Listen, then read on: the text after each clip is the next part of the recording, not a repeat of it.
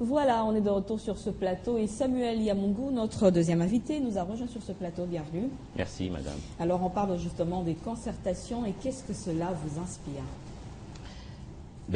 D'abord, je voudrais vous saluer et saluer tous les téléspectateurs qui nous suivent. Et avant de pouvoir m'étaler sur le sujet de votre question, Oui. qu'est-ce que cela peut m'inspirer? Ça ne m'inspire que vertu.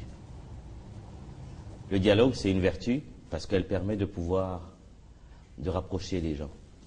Parce que, humainement parlant, même en famille, il est normal que nous puissions constater que nous puissions avoir des points de vue différents. Et le père, le responsable de la famille, est capable ou bien devrait éventuellement encourager ce genre de valeurs, de pouvoir se retrouver autour des vrais sujets qui fâchent, afin que chacun puisse dire son point de vue, son avis. Et à cela, j'ai à l'esprit un adage en lingala où on dit, je le traduis, que le lien ou la corde qu'il y a dans la famille, c'est une corde qui est très flexible. Elle se tire, mais jamais elle se rompt.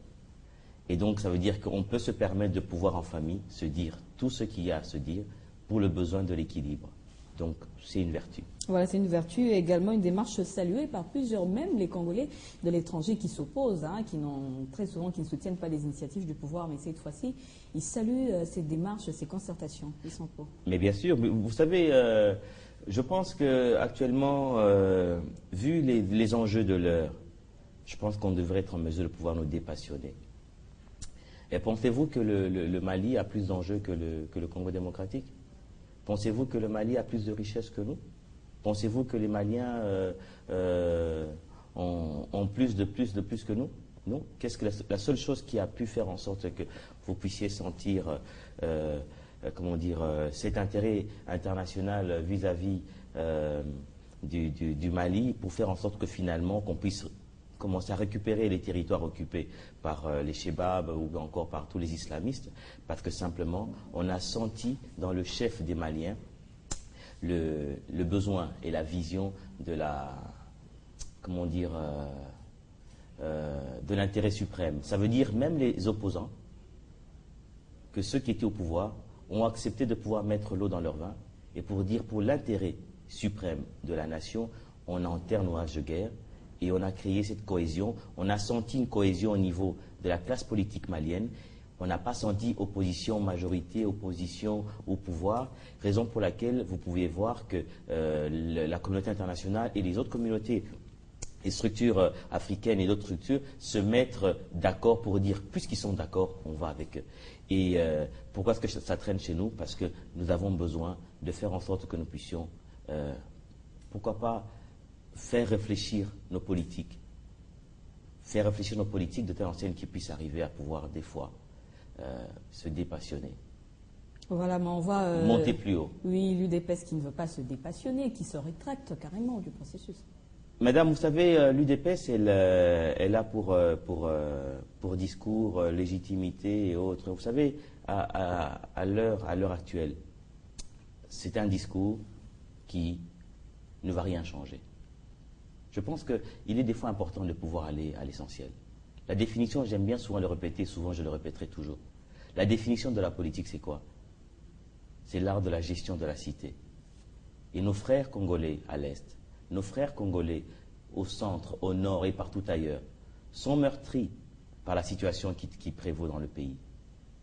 Et donc ça veut dire que c'est eux la cité.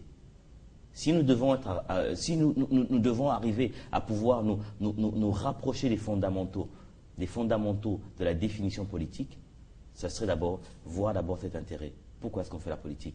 Si finalement, dans une nation, il n'y a plus de la population, il n'y a que la classe politique, à quoi ils servent? Mais il faut quand même dire que l'UDPS a une forte influence sur les Congolais. Mais bien sûr, c'est comme ça que je suis en train de pouvoir suggérer, en train de supplier mes frères de l'UDPS de pouvoir se dépassionner. Parce que ce discours de légitimité, vous savez, du reste d'ailleurs, quand on doit parler de ce dialogue, il faudrait savoir quel est l'objectif de ce dialogue.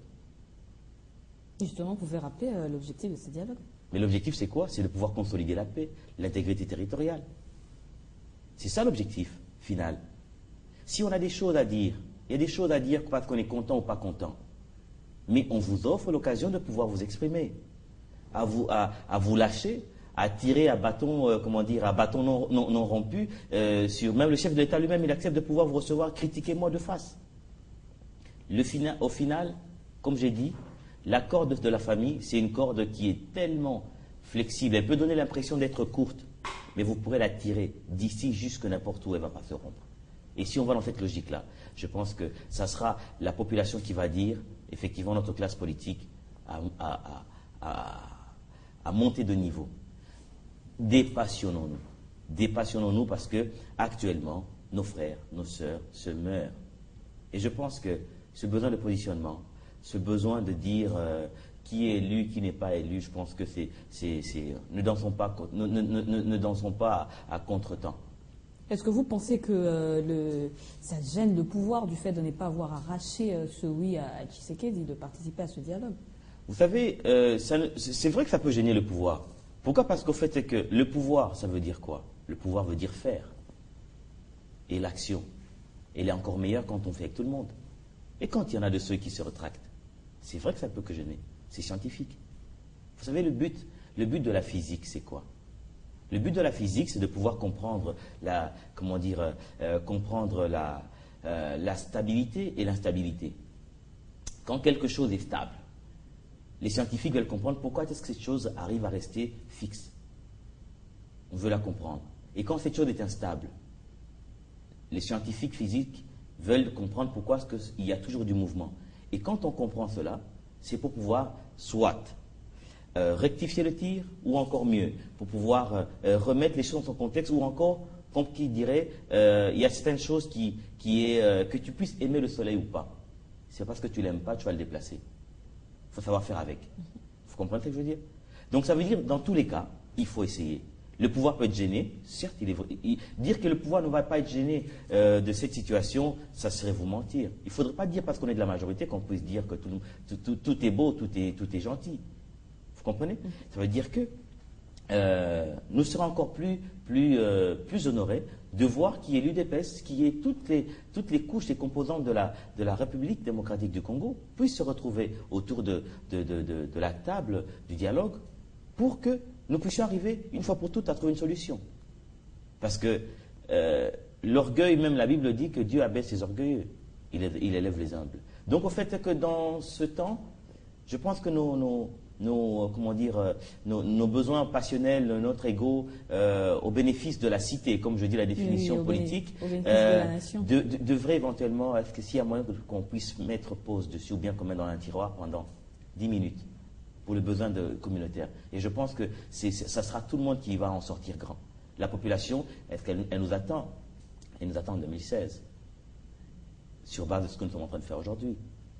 Ce que nous ne ferons pas, et ce qu'on devra faire.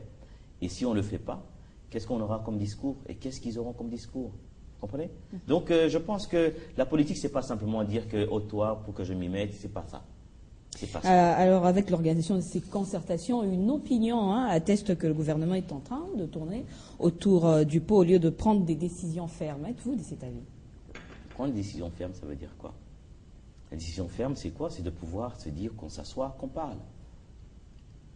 Parce qu'il est vrai, vous savez, même dans une gare de train, on annonce l'heure de départ du train. Et pendant ce temps qu'on annonce ce départ du train, il va s'avérer que après l'heure, c'est plus l'heure. Donc on fera avec ceux qui seront là. Est-ce qu'on ne risque pas d'arriver à un Sun City bis, par exemple, partage de pouvoir avec ces concertations? Moi, je suis dérangé un peu par ce genre de logique. Parce que je me dis Sun City bis et je me pose la question. C'est au profit de qui? Nous avons fait Sun City, nous avons eu les 1+4, ainsi de suite. Bref, ça satisfait qui? L'ego du peuple ou l'ego des gens? Je pense que le temps est arrivé aujourd'hui. Quand on parle, on dit le peuple d'abord. Mais le temps. Ce n'est pas un mot français qui est simplement dit pour pouvoir s'en approprier comme un t-shirt qui vous appartient. Le peuple d'abord, c'est que moi, le peuple, j'attends que d'abord tu réfléchisses sur mon cas. Et quand tu n'y penses pas, ou bien quand simplement tu veux, faire valoir ton ego, tu veux faire valoir ton positionnement et autres, je pense que le peuple d'abord, il n'est pas tellement d'abord. Alors vous pensez que ces concertations au sujet, les centres de concertation, c'est d'abord le bien du peuple? Bien sûr, c'est salutaire. Je vous ai dit, l'objectif de cette concertation, c'est quoi? L'objectif du dialogue, c'est quoi? C'est consolider la paix, l'intégrité territoriale. Est-ce que pendant ce temps, où nous ne sommes pas unis, est-ce que nous arrivons à pouvoir, est-ce que ça nous aide pour pouvoir consolider et colmater les brèches? Là où nous sommes agressés, ça ne nous aide pas.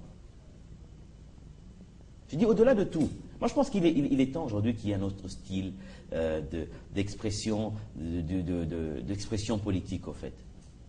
Parce que depuis que je suis enfant, et aujourd'hui je suis mature, je suis adulte, je suis responsable, j'ai comme l'impression qu'on fait la même chose. Et ce qui m'épate, c'est des personnes, ce sont des aînés, des parents qui sont professeurs d'université, qui sont docteurs et encore d'autres titres que j'en passe. Retournons dans les fondamentaux. C'est quoi la politique? L'art de la gestion de la cité. Et je pense que si on arrive à comprendre cette définition-là, on n'a pas besoin d'être scientifique. Alors ne pensez-vous pas quand même que ces concertations arrivent un peu plus tard? Si les différents partis s'étaient concertés un peu plus tôt, ce dialogue, ils avaient pensé bien avant, sûrement qu'on ne serait pas arrivé à certaines situations, la crise dans l'Est ou des problèmes dans la société. Mieux vaut tard que jamais. Tard, ça veut dire quoi, madame? Tard, c'est simplement le fait de n'avoir pas pensé à quelque chose, mais le fait qu'on y pense. Agissons et le pays évolue. Vous comprenez, madame?